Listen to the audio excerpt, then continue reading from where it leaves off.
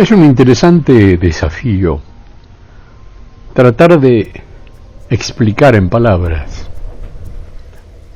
algo tan maravilloso, tan sublime como es la incorporación de un alma pasajero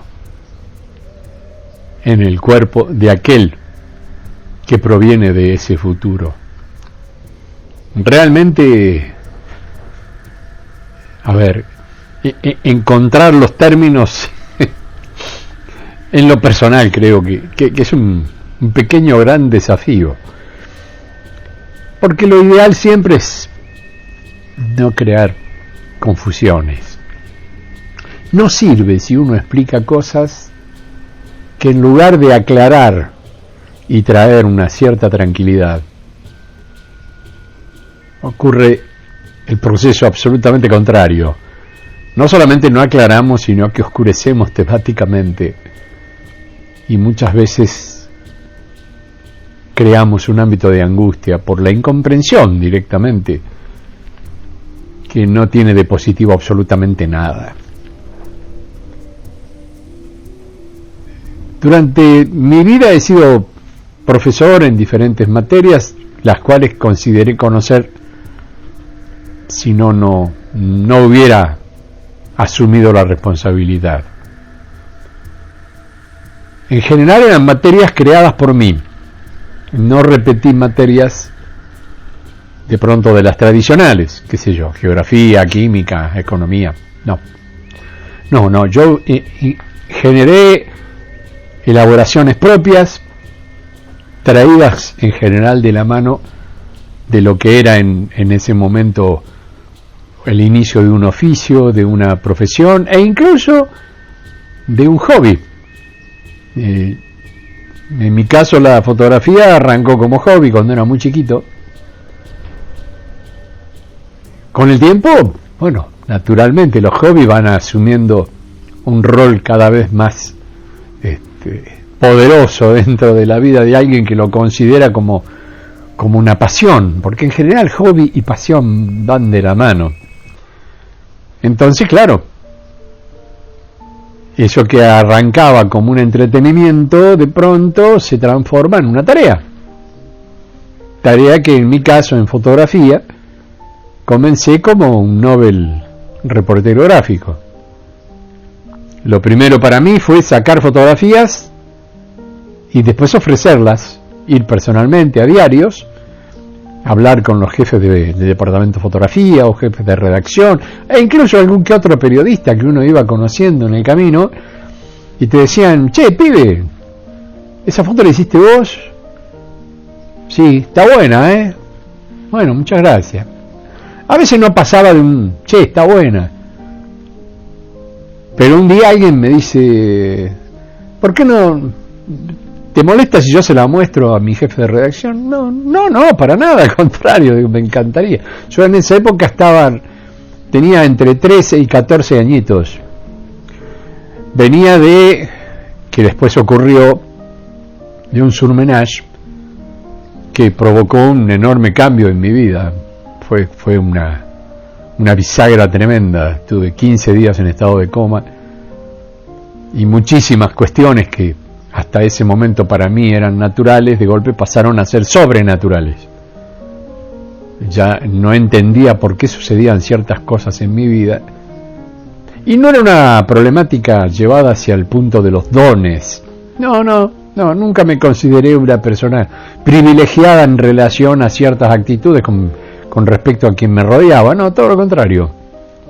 Más bien intenté tener un perfil bajo, no buscaba siempre llamar la atención, todo lo contrario. Mi timidez me llevaba a eso, y la timidez es una garantía de aquellos que venimos con varias improntas simultáneas. ¿Cómo es eso? Y sí, nos entusiasmamos rápidos con algo y lo desarrollamos. A mí me apasionaba la química, por ejemplo. Por supuesto, hinchaba los cocos de que me compraran el jueguito de química. Un día apareció el jueguito de química. Después alguien muy querido me regala un microscopio. Yo fascinado con ese microscopio.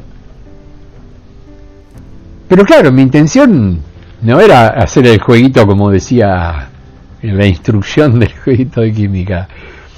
No, empecé a buscar, empecé a meterme en libros, empecé a buscar fórmulas, y había una que me apasionaba. Digo, esto funcionará, y era la fórmula de la pólvora. Julito casi prende fuego el departamento paterno. La explosión fue pequeña, no tan sonora como efectiva por el fogonazo que prendió fuego un mueble, y a partir de ahí, bueno, el área donde yo se suponía tenía mi rinconcito de trabajo quedó totalmente destruida, con el temor visceral de mis padres de que no volviera a meterme de nuevo con eso. Me prohibieron mezclar vino con soda. nada que tuviera que ver con la química.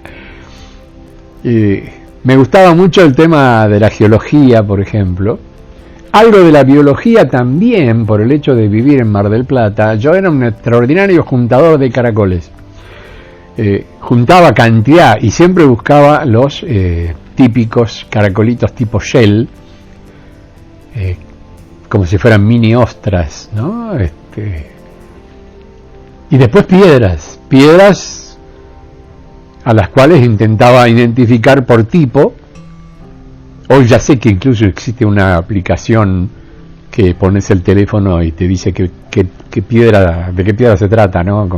Una cosa maravillosa. En mi época, ahí había que ir a la biblioteca, o de últimas comprar algún libro que tuviera que ver con la temática, y yo, apasionado, me metía ahí, me iba a la playa, venía cargado con un montón de piedras, que primero vivíamos en un departamento pequeño, de 2 ambientes, éramos familia de 3, mis padres y yo, previamente estaba viviendo nuestro abuelito también. O sea que el departamento en sí era pequeño, no estaba para llenarlo con cascote. Y yo me traía mi colección de piedras, iba creciendo, en un determinado momento mi viejo me dice, bueno, tenemos que arreglar algo, porque ya no hay espacio debajo de la cama para meter todas las piedras que trae. Entonces, bueno, empecé a hacer clasificación. Y con respecto a los caracoles, claro, eran todos muy bonitos, hermosos. Y un día dije, pues yo con esto tengo que hacer algo. Entonces me fui a uno de estos típicos lugares que todavía existen en Mar del Plata, con viejísimos recuerdos hechos con caracoles. Y empecé a ofrecer caracoles. Si me los compraban. Y de últimas, como yo ya tenía el bichito del trueque, decía, si puedo, lo puedo cambiar por otra cosa. ¿Cuánto ustedes me podrían pagar por...? Entonces me decían, mirá, necesitamos este tamaño. Entonces me dieron como una especie de medidor, que era como una cosita así con un gancho, que yo tenía que tomar los bordes del caracol y medirlos. Porque hacían cosas extraordinarias, pero uno veía el caracolito ir igualito al otro, ¿no? Entonces dije, bueno, listo, vamos por esto. En esa época, en algunas playas de Mar del Plata, no en todas, habían bancos de caracoles. Después, con el refulado, muchos años posterior, el refulado le cubrieron con arena y desaparecieron esos bancos de caracoles. Pero ahí era un placer. Yo me iba en pleno invierno a buscar caracoles, a sabiendas de que en verano eso era un caos de gente. Entonces digo, no, si lo quiero hacer ahora, no. Juntaba durante el invierno, más que nada otoño, invierno, y para la primavera yo ya tenía una cosecha bastante importante. Por supuesto iba entregando de a poco. No iba con 2 toneladas de caracoles. No. A medida que conseguía los caracoles de medida, armaba, los ponía en bolsitas o en cajitas, lo mejor protegidos posible porque eran muy delicados, y los llevaba. Entonces ahí armamos una cuenta. Julito entregó tantos caracoles de 2 centímetros, tanto caracol de 3 centímetros, tanto caracol de 5 centímetros, Y iba armando una cuenta. Yo le decía, bueno, cuando juntemos una cantidad interesante, o hacemos un truequecito, o me viene el dinero. Yo vivía con mamá y papá, era muy chiquito, por lo tanto, no tenía una necesidad económica personal. Podía... Bueno, a partir de la venta de los caracoles, conseguí cosas bastante interesantes en mi vida. De hecho, una de las que conseguí fue comprar mi primer cámara. Una vieja cámara Agfa Gebhardt, esas que se desenrollaba el lente, de doble diafragma, no tenía uno solo sino dos, y doble obturador, 2 velocidades, formato 16, es tipo 16 novenos, ahora no me acuerdo cómo era el nombre del formato, era 4x4, 6x9, 6x9, me confunden los formatos de video. Tanto tiempo hace que no saco fotos de esas que bueno, ya está. La cosa es que, bueno, ahí arrancó otra pasión, que era hacer las fotos. Y la idea era, claro, tenía que llevar a la casa de fotografía. Y siempre fui un cangrejo impaciente. No podía esperar a que me hicieran el revelado. Y empecé a hinchar con el tema de la química. Digo, yo me puedo hacer mi pequeño laboratorio. Solamente el tema era el cuarto oscuro, pero fui averiguando, investigando, me explicaron lo del tanque de revelado, me decían, mirá, lo tenés que cargar en oscuridad. Pero una forma de armar un cuarto oscuro es meterte debajo de las cobijas en la cama de tus viejos, tapar todos los resquicios y ahí tenés oscuridad completa y ahí trabajás. Bueno, Julito jugaba al fantasma dentro de la cama de los viejos. Mi vieja había hecho la cama, pero yo tenía que descargar un rollo, así que desarmaba la cama. Después la tenía que hacer tan prolijita como la había hecho ella, pero era muy gracioso. Hasta que conseguí mi manga, que era una especie de remera con los bordes de los puños con elásticos, la parte de abajo con un cierre y sin agujero de cabeza, de triple tela. Uno ahí entraba con el tanque, seco, por supuesto. Desarmábamos el rollo, todo al tacto, por supuesto, porque hay que hacerlo en total oscuridad. No nos olvidemos que la película es fotosensible, o sea, sensible a la luz. De no haber hecho eso hubiera sido tremendo. Pierdo todo lo que hice. Bueno, cargaba el tanque, que era bastante difícil porque tenía una espiral y encima eran rollos grandes, eran rollos con papel. O sea, había que separar el papel de la misma película de celuloide. Eran 6 centímetros de alto por 9 centímetros cada uno de los... Pero el rollo sacaba 12 fotos, así que saqué en cuenta. Era un rollito bastante interesante. Y había que llevarlo despacito, despacito, y que no quedaran las paredes golpeando una con otra, me refiero al rollo, para lo cual había que ser muy fino, porque si quedaba una pegada con la otra se pegaban. Sencillamente se podía perder la emulsión. Bueno, ahí aprendí la artesanía de poder cargar un tanque con película de 6x9. Hasta que, haciendo mis revoleos, porque ya mis fotos, en algunos casos, me habían dado un pesito. Como yo hacía formato grande, al diario le servía, porque muchas fotografías casi no necesitaban utilizar la ampliadora para... No, al contrario, había que reducirlas. Pero yo tenía muy buena calidad, porque después aprendí con el tiempo que la profundidad de campo, en particular por un lente pequeño, de diafragma pequeño, la profundidad de campo era extraordinaria.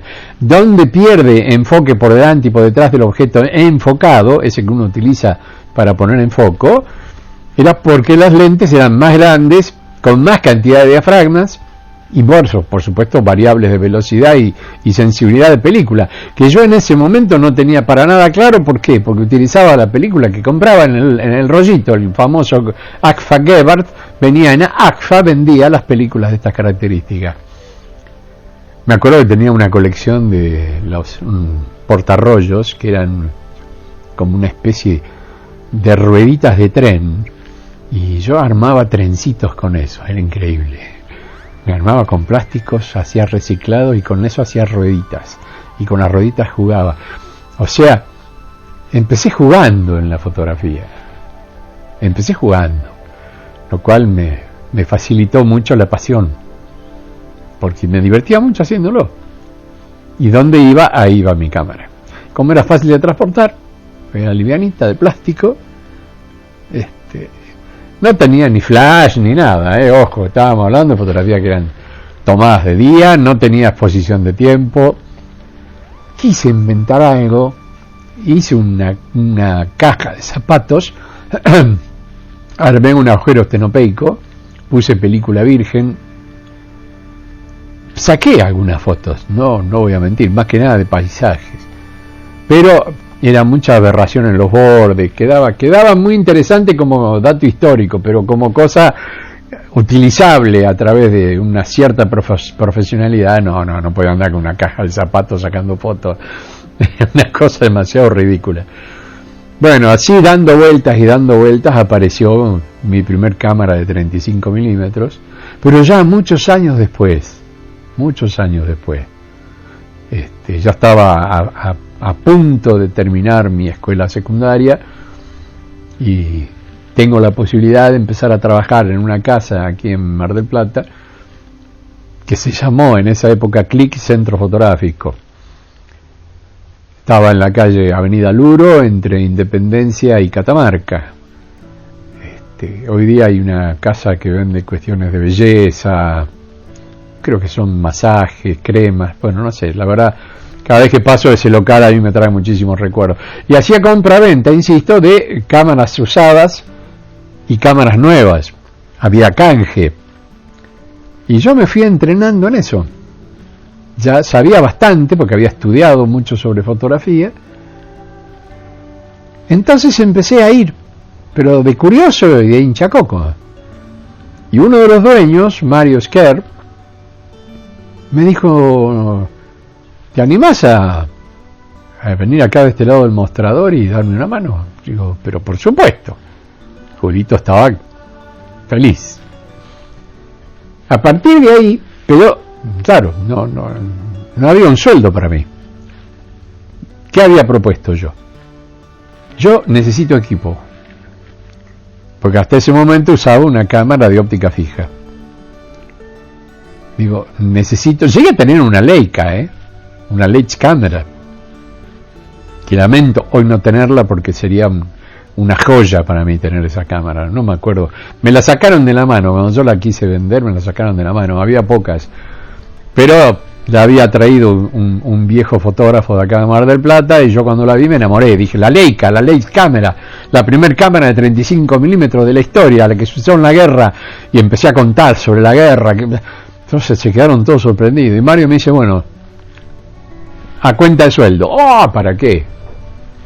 No dormí durante 3 días investigando esa cámara, hasta casi me animo a desarmarla. No, fue una verdadera joya. Pesada como yo hablando, pero bueno, hermoso aparato. Y al final terminé con mi primer cámara Canon de 35 milímetros óptica intercambiable. Fue una Canon Felix de óptica fija, porque no podía conseguir intercambiables, se podían agregar lentes enrollando, pero no aparecían esos lentes. Pero era una cámara absolutamente luminosa, se usaba para fotografía médica en lugares de muy baja luminosidad. Bueno, logré hacer unas fotografías impresionantes por la capacidad de lente que tenía. Tenía un lente 0.9, era una cosa, pero parecía un ojo de pez, una cosa enorme. O sea, gran capacidad de ingreso de luz. Entonces, con una película normal yo sacaba fotografías que otros tenían que usar películas de más velocidad. Pero claro, a medida que aumentaban las gradaciones ASA, aumentaba el cascote, como decíamos. O sea, los corpúsculos o gránulos de sales de plata a una película sensible se indican porque son más grandes. Una película lenta son muy muy finos y saca en blanco y negro, no saca gama de grises. Un intercambio medio, digamos, sería una película de grado medio, que no solamente saca blancos, negros, sino que también una interesante gama de grises.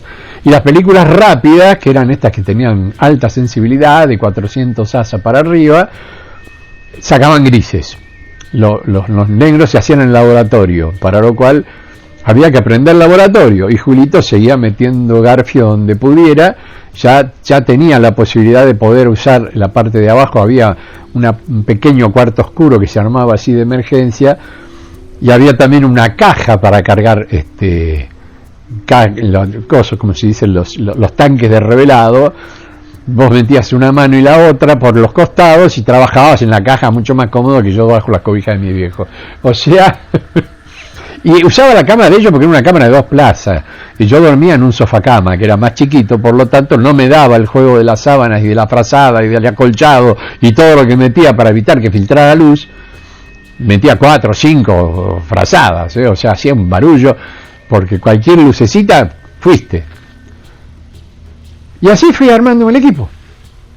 Así apareció mi primer cámara de cine 8 milímetros, doble 8 para ser exacto, el primer proyector, y fui haciéndome de un equipo, que hoy día estoy aquí tiradito en mi cama y estoy observando que todavía tengo algún equipo de aquella época, con todo el recuerdo que eso significa para mí, ¿no?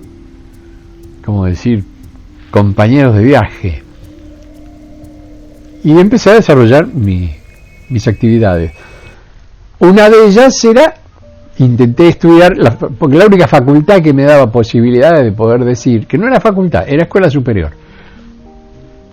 Nosotros, los alumnos, la hicimos facultad.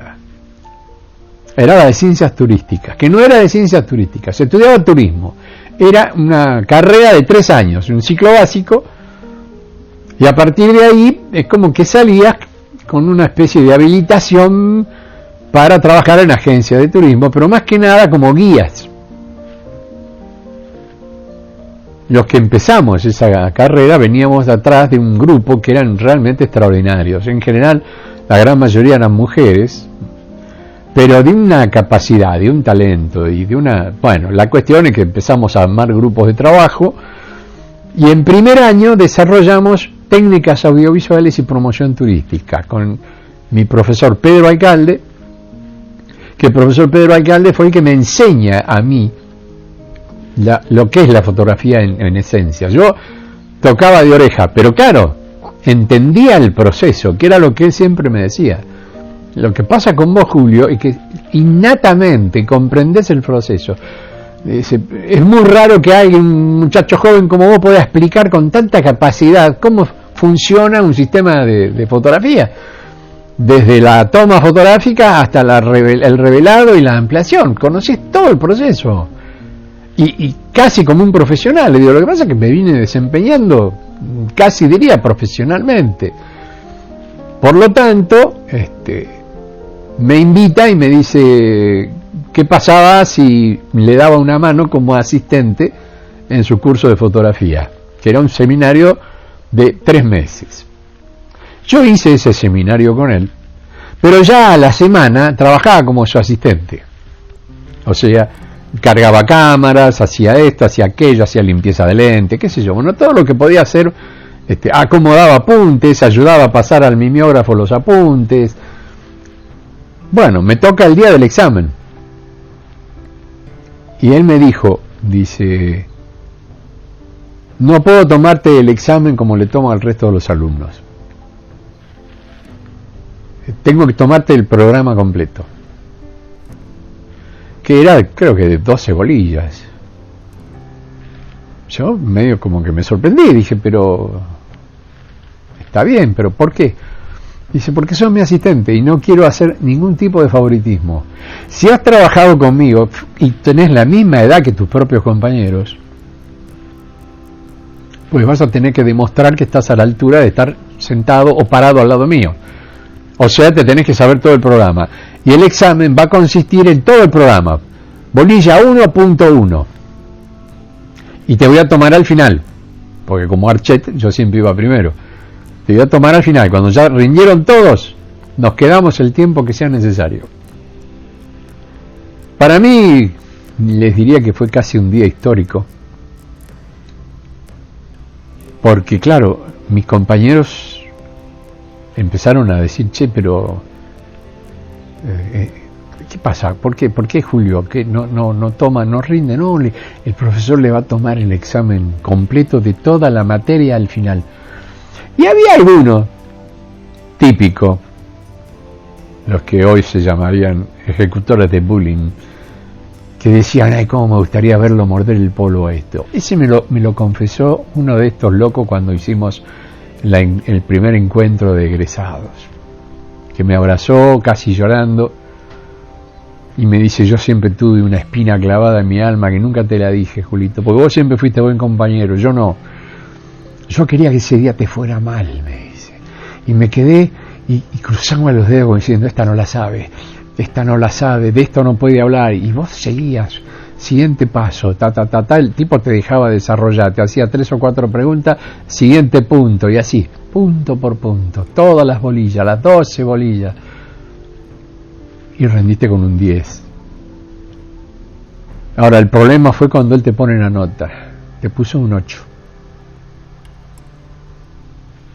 Dice, simbólicamente, este 10 te lo vas a ganar en un par de años de oficio.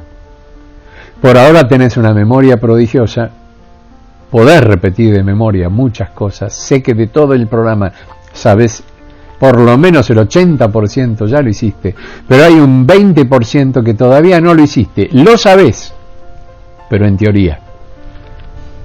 Entonces ese 80% te corresponde un 8.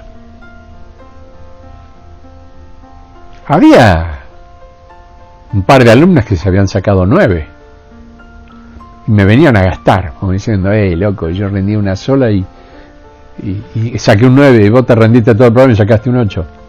Y yo, está bien, pregúntenle al profesor por qué. Y bueno, siguió la cargada, yo no dije nada. El que se enteró fue el profesor alcalde. Y en uno de los momentos de eso que hay reunión, cuando ya termina el año, se juntan los profesores, y él dice, yo creo que acá ustedes han cometido una enorme injusticia, y me puso a mí un poco en el candelero y diciendo, ese día Julio no era un 10, era un 12, porque superó, pero absolutamente con creces. Yo ya en ese momento era asistente de cátedra en la materia técnica audiovisual y promoción turística, porque la fotografía, él siguió dando la parte de fotografía, pero yo me encargué del área audiovisual, o sea, intercambio, diapositivas, fotografía color en diapositivas naturalmente, guión y musicalización. Pero el programa lo armé yo, porque no existía ese programa. Era, digamos, una materia introductoria, pero que nunca se había dado, porque no había profesores para eso. El único profesor en el área había sido el profesor alcalde. Había un alumno de tercer año que era bastante habilidoso pasando música, pero de ahí a explicar el concepto musical de la música incidental, no. Y yo ya venía practicando haciendo audiovisuales con diapositivas, y por supuesto, en el año 1974 me toca hacer un audiovisual que se llamó Mar del Plata 2 tiempos. No trabajé solo, naturalmente, fuimos un equipo. El que nos coordina fue el profesor alcalde. Hicimos el documental en diapositivas que se le presenta a Joe Avalanche para establecer la sede del Mundial 78, y estaba la posibilidad de que fuera Mar del Plata. Lo que pasa es que era en el mes de junio. Mar del Plata es una ciudad de verano, lo cual significaba que muchas de la infraestructura no iba a estar acorde, pero a pesar de eso, la intención de la Facultad de Turismo, que ya estábamos ingresando en el tema facultad porque se habían presentado los papeles, un día les voy a contar la anécdota de cómo conseguimos la biblioteca de la facultad. Cosas del charlatán de Julito, como siempre. A mí me dejan hablar y no me matan, me dijeron una vez. Así que por ese lado hicimos ese documental que mostraba Mar del Plata en las 2 épocas importantes, otoño-invierno y primavera-verano. Pero eran 2 tiempos, porque eran 2 formas distintas de ver una Mar del Plata maravillosa. Con un guión, me acuerdo, escrito por una compañera, Griselda Claverane, que espero, no la vi nunca más. Ya es un poco mayor que yo, debe ser una abuela maravillosa, pero qué talento en escritura, qué manejo de la lingüística. Se mandó una poesía que realmente impactaba con la locución. La locución me acuerdo que la hizo Eduardo Zanoli, locutor de aquí de Mar del Plata. El sonido lo hicimos en la casa del profesor Jorge Figueroa, y el ejecutor del sonido, increíblemente, era su hijo, Guillermo Figueroa, que después fue uno de los mejores operadores de radio, productor de música y todo lo demás en el LU6, emisora atlántica, conocido como Guillermo Montaña Figueroa. Ese loco debutó haciendo musicalización en el pequeño documental audiovisual de diapositivas a 2 proyectores que yo manejaba en forma manual porque no teníamos sistema automático. La facultad no había comprado, ni la universidad tampoco, los famosos Kodak Carrusel que funcionaban con sincronía. Por lo tanto, la sincronía la ponía yo. A partir de ahí, bueno, naturalmente mi experiencia en el audiovisualismo me llevó al cine, después a la televisión, y hoy día puedo decir que arranqué de abajo. Arranqué sacando con mi vieja camarita de fotos de plástico. Y hoy, bueno, hoy observo que el equipamiento llegó a la cámara digital profesional con 4 cámaras en VHS armadas para hacer estudio. Hicimos mucho. El primer centro editor profesional que hubo acá en Mar del Plata con las BR 8600 de 6 cabezas. Algo infernalmente bello basado en mi pasión. Ahora, ¿cómo llegué hasta acá si lo que iba a hablar era de la introducción del alma pasajero? No me olvidé. Pero bueno, les quería contar un poco de mi historia, que aprovecho estas inspiraciones para poder bucear un poco en mí, de dónde me sale mucha de esta pasión. Y claro, yo venía de una impronta, yo era un alma que venía del futuro, con un conocimiento de técnica audiovisual que acá todavía muy pocos tenían como cosa propia. Acá era sacar fotos o sacar fotos. De ahí entrar en un concepto audiovisual mezclando diapositivas con sonido, sí, naturalmente había quienes lo hacían, pero no aquí en Mar del Plata. Y fuimos un poco los pioneros en toda esta cuestión. Y después hicimos el primer instituto de fotografía y cine, el CLIC Centro Fotográfico. Después los socios se separan y armaron, en realidad Mario armó, yo era apenas un asistente ahí, pero Zoom Fotocinema. A partir de ahí se armó el primer alquiler de películas, que también me tuvo como protagonista. Llegaban las películas en Super 8, películas completas, algunas reducciones que eran rollo de 60, pero después había de 4 rollos y vos tenías que cambiar, como hacíamos en el cine, sacar el capítulo 1, poner el capítulo 2, capítulo 3, y en el 4, que a veces era un poquito más chiquito, terminaba la película. Pero era el largometraje completo, de 1 hora y pico, ¿no? 2 horas. Venían en unas cajas impresionantes. Bueno, el tema es que, claro, vendíamos películas, pero la gente, una vez que ya las tenía, había 2 posibilidades: o se las vendía a otro o las guardaba. El que tenía más o menos dinero, bueno, se las bancaba, pero el que no, venía y nos decía, ¿hay alguna posibilidad de que yo la pueda vender acá, que alguien la compre aunque sea usada? Sí, como posibilidad hay, pero no pintaba algo interesante, porque había que tener por ahí la película ahí 2 meses, y el tipo venía toda la semana, se vendió la película. Entonces a mí se me ocurrió decirle a Mario, digo, ¿por qué no las alquilamos? El otro me mira, Mario, muy bicho, muy inteligente, tipo de avanzada, realmente, él la vio. El socio, medio como que no le gustaba la idea, pero ante la presión de Mario y el resto de los que formábamos parte del staff de CLIC, el tío aflojo y dijo, bueno, hagan lo que quieran, a mí no me metan en lío. Bueno, listo, ya está, nos dio el ok. Él era el socio, tengo entendido, mayoritario, el tipo que Maguita había puesto, era el dueño, entre comillas.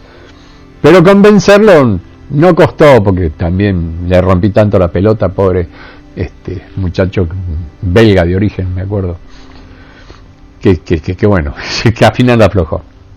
Y armamos un club en el que las personas se anotaban, pagaban una cuota y con esa cuota tenían X cantidad de derecho para... Entonces nosotros teníamos dinero para volver a comprar nuevas películas. A medida que las íbamos alquilando íbamos recuperando dinero para comprar nuevas películas, y así nace Primer Plano, el primer alquiler de películas, considerado el inicio de lo que después fue el videoclub. Porque una vez que apareció el video, nosotros ya éramos líderes. Ya veníamos alquilando. Entonces las películas de Super 8 se transformaron en películas en VHS. Y ahí nace el videoclub. Enterados de esto, cuando hicimos en el año 1985 aquí en Mar del Plata el primer festival de cine independiente de UNICA, Unión Internacional de Cineastas Amateur, se enteran de que yo tenía que ver con ese primer alquiler. Porque después se mandó como reguero de pólvora, empezaron en Buenos Aires, el resto del país, e incluso gente que venía de otros festivales, especialmente el Festival Internacional de Cine, entendían que no era una mala idea. Estoy hablando de esto que pasó en la década del 70, pero después ya en la década del 80 y del 90 fue un boom. Y se expandió como reguero de pólvora. ¿Quién no alquiló alguna vez una película en un videoclub? Bueno. Y el UNICA tenía un registro, porque el primer festival que se había hecho en Venecia, en el año 32, la única vez que ese festival sale de Europa es para venir acá a Mar del Plata. Y yo fui coorganizador con el Instituto Niepce, que en ese momento ya llevaba 6 años de fundado. Yo lo fundé en el 1979, después que cerramos los de Click Centro Fotográfico, porque ya no había forma de poder seguir avanzando en eso, y yo armé mi propio instituto, que fue el Instituto Niepce. Hoy, NTC, teleproductora independiente, es Niepce Televisión Color. Viene de esa época. Bueno, y ahí me llevo una sorpresa.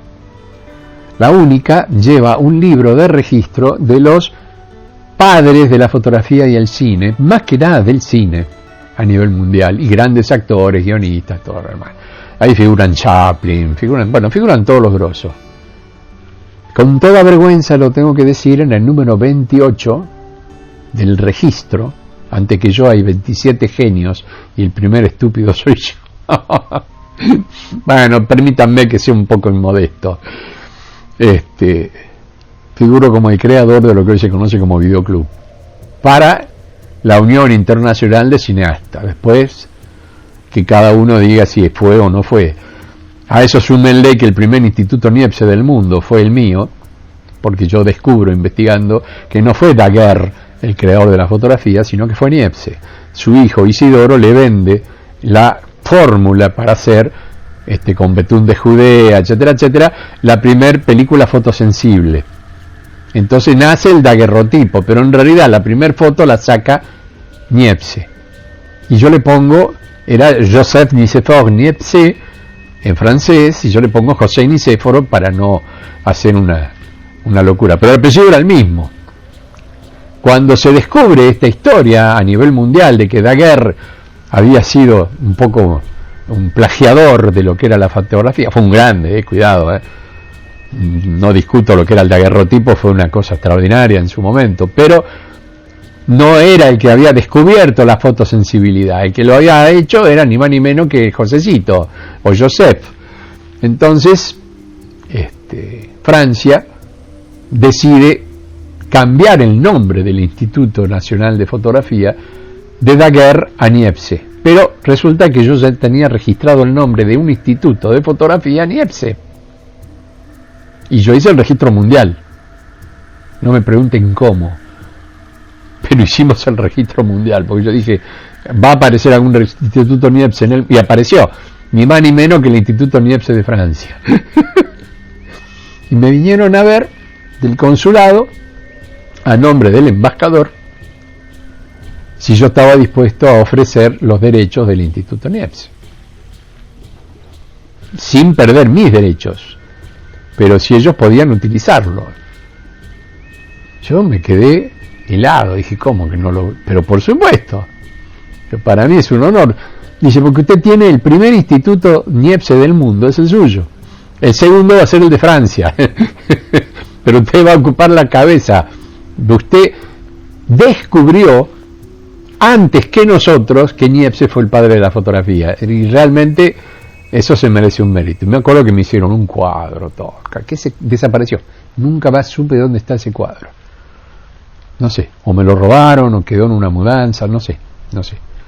Era hermosísimo. Condecoraron el edificio, digamos, como diciendo, este lugar es un lugar no histórico, pero sí destacado. Y yo le cedí los derechos, bajo escribano, con todos los chiches. Vino el embajador de Francia, aquí a Mar del Plata. Me acuerdo que el consulado estaba ahí en la calle Rioja, creo que era entre Bolívar y Moreno, o entre Bolívar y Moreno. Y fue una pequeña ceremonia, pero para mí muy fuerte, ¿no? Porque ratificaba un poco mi propia locura de estar siempre adelantándome a los tiempos. Claro, ocurrían situaciones en las que yo insisto, mi alma pasajero ya estaba funcional. Yo desde los 9 años fui alma pasajero, de mí mismo. Por lo tanto, llevaba una serie de ventajas. ¿Por qué? Porque yo ya había vivido en la época de Niepce. ¿Comprenden? Entonces aparecían datos históricos que para mí eran como si hubiera estado conversando con él tomando un café. Yo podía escribir cosas de biografía, cosas que no se descubrían fácilmente, como lo de la máquina de coser y los hermanos Lumière, que se las voy a contar en otro momento. O si ya creo que se las he contado, pero no importa. He descubierto cosas que en el tiempo yo preguntaba, pero ¿cómo puedo saber esto? Claro, era un alma pasajero. Había una impronta en mí. De la misma manera que uno, si no tiene el control de pronto de la información, por ahí la descarta pensando de que está estupidizando la historia, como diciendo, yo no puedo hablar de esto cuando todo el mundo habló de esto de esta otra manera. Me pasó, sin ir más lejos, con todo lo que significó el proyecto Jesús. Porque fue un proyecto de amor, un proyecto de crecimiento espiritual, que después tomara el rumbo de una iglesia. Bueno, en esa época todo se manifestaba a través de un sacerdocio.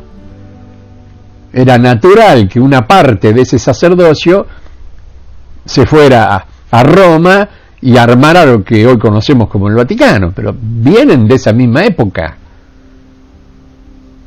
Absurdamente, se podría decir que los mismos que lo mandan a matar a Jesús hoy lo defienden.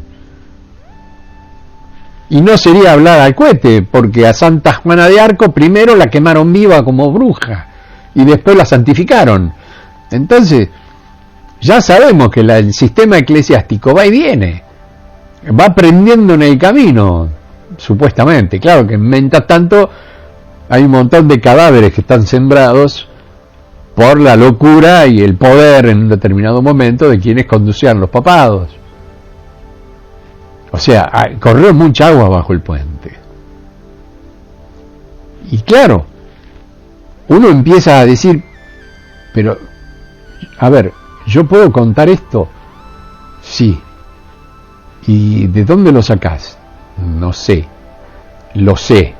¿Cómo que lo sabes? Sí, lo puedo reproducir. Y si cierro los ojos estoy en ese lugar. Es como que, no digo que veo una película, yo no tengo capacidades de evidencia, si no me volvería loco. La verdad, no. A los que entramos en los archivos, que algunos les llaman archivos akáshicos, no, yo estoy hablando de archivos mucho más profundos y que no tienen acceso a nadie. ¿Por qué? Porque el único que puede acceder soy yo. Tus archivos son tuyos.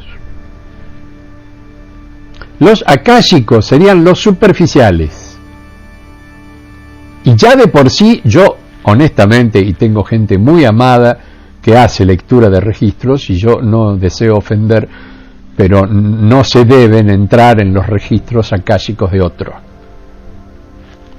porque hay una mezcla de energía muy compleja que te puede desviar de tu verdadera historia si te metes en la historia del otro. Esto es como contaminar una canción con letras y acordes de la canción de otro. No solamente estás plagiando, sino que encima confundís tu verdadera canción. No, la canción de cada uno es propia, es absolutamente propia. Viene y deriva directamente de la línea de tiempo-vida que cada uno de nosotros desarrolló durante tal vez miles de años. Porque este planeta tiene esa virtud, nos permite trabajar diferentes vidas que están interconectadas de una manera átmico-espiritual, pero podemos volver tantas veces como necesitemos a recomponer aquello que no fue correcto, que no entró dentro de los parámetros de un plan preestablecido. Por lo tanto, volvemos a reencarnar y vamos para adelante. Es complicado, pero a la vez es fantástico. Saber que cada uno de nosotros tiene una historia tan extraordinaria y que no le estamos dando bolilla. En la medida que nosotros provocamos esa sabiduría antigua, comenzamos a relacionar lo conocido, lo estudiado, lo aprendido. Y ese cúmulo de sabiduría no solamente se manifiesta a través de ideas absolutamente brillantes, sino que además crea campos de fuerza para orientar mecanismos de manifestación. ¿Qué significa esto? Que si necesito una casa, la puedo construir mediante la manifestación. En quinta dimensión es eso, nosotros construimos nuestros elementos materiales. Los armamos como un mago que hace así, de la galera saca un conejo. Bueno, ustedes dirán, no, pero sí, porque básicamente somos magos. Nuestra civilización humana es una cosa, pero nuestra raza humana es otra. Como raza, como origen, nos rige la magia, nos rige el milagro. Pero está tomado tan superficialmente que solamente a ciertos seres elegidos, como pudo haber sido Jesús en su momento, se les permite de golpe manejar la creación a partir de una manifestación material directa. Manifestar la fiesta de las manos, aplicación de manos, movimientos que crean bolas de energía que luego se manifiestan en objetos de metal, de vidrio, del tamaño que ustedes crean. Claro, acá no están dadas las condiciones, porque nuestros átomos de tercera dimensión son absolutamente mutables. Es muy difícil construir algo en esta dimensión. Se puede hacer. Quienes llegan a un nivel de maestría, a ese nivel, los verdaderos magos, pueden hacer prodigios. Empezando con la manutención del cuerpo. Aparecen cuerpos que tienen 150 años y parece que tuvieran 30. Ahora, ¿son elegidos? Y en cierta manera sí, porque se han elegido ellos mismos para llegar a ese nivel. Pero visto por el resto de la sociedad, y eso es algo tomado como casi diría diabólico. Y muchos de estos maravillosos seres terminaron muertos de la forma más cruel, simplemente por haber manifestado su sabiduría por encima de la de todos los demás, que lo miraban entre envidia y gana de comérselo crudo. Ejemplo, Nikola Tesla. Para mí es el más grande de los ejemplos de cómo este hombre extraordinario define la energía y plantea lo que hoy conocemos como energía eléctrica, pero de alta gama. Logra transmitir la electricidad por éter, sin cables, enfrentándose naturalmente al lobby del cobre, los tipos vendían millones de metros de cable de cobre, se acababa el negocio. Y ahí es donde Tesla comienza a perder la posibilidad por no tener capitales y todo lo que ya la historia de este extraordinario hombre cuenta. Y muere en la total pobreza, flaco, esmirriado, sufriendo hambre, enfermedades propias de un ser que no se alimenta como corresponde. Pero bueno, él manifestó su Micael. Él era un Micael. Él era un quien como Dios. Él manejó la energía de Dios, si la quieren llamar así. Y podía proyectar energía de una manera extraordinaria. Hubiera cambiado la historia de la humanidad si todo lo que hoy se hace con distintos tipos de combustible se hubiera podido aplicar directamente con la electricidad. Ahí apuntamos a futuro. Los mundos que vienen a partir de este van a entrar dentro de esa jugada maravillosa de la electricidad natural. Y ahí va a aparecer el orgón, la energía orgónica y un montón de facetas extraordinarias, pero siempre traídas de la mano de alguien que por inspiración las crea, las descubre en sí mismo, las manifiesta y las hace reales. Eso es la esencia de Micael. Créanme que tenía ganas de contarle, que lo voy a contar seguramente mañana, cómo hace Micael para introducirse en el cuerpo de Jesús y en qué momento, bajo qué circunstancia, e incluso narrado por él mismo, en qué porcentajes él se tenía que manejar para no matarlo a Micael con la energía crística. Porque lo mataba solamente por el solo hecho de inyectar en su cuerpo una energía cuyas células no estaban en condiciones de recibir. Por lo tanto, la hermandad entre Jesús y Micael fue absolutamente fundamental, hasta que Micael definitivamente asume el cuerpo de Jesús. Pero eso ya es motivo de otra charlita. Hoy se enteraron de Julito fotógrafo, camarógrafo y loco de los videoclubes, y un Micael en potencia, hasta que me descubrí como Micael, y él me dio el último empujoncito. ¿Por qué? Y porque lo que vamos primero en esto, convengamos que tardamos a veces en sorprendernos, y tenemos que aprender mucho para poder explicarlo, y a veces no sé si lo hacemos con la pulcritud y la belleza que uno quisiera a partir de las palabras. Ojalá yo lo pueda lograr. Para mí sería un enorme acontecimiento que esto que me tomo como una misión propia, mía, personal, para ustedes sea de utilidad, mis amores. Ojalá así sea, ojalá. Porque es lo que yo deseo íntimamente hacer en estos últimos años de mi vida. Porque todavía estoy preparándome para cosas mayores. Pero de todo esto hablamos en otro momento, si les parece bien. Gracias por este ratito, gracias por compartir conmigo, por escucharme con tanto amor y con tanto respeto. Y, por supuesto, quedamos mutuamente invitados para mañana, en un próximo Inspiración, mis amores. Los amo mucho, cuídense mucho. Chau, chau.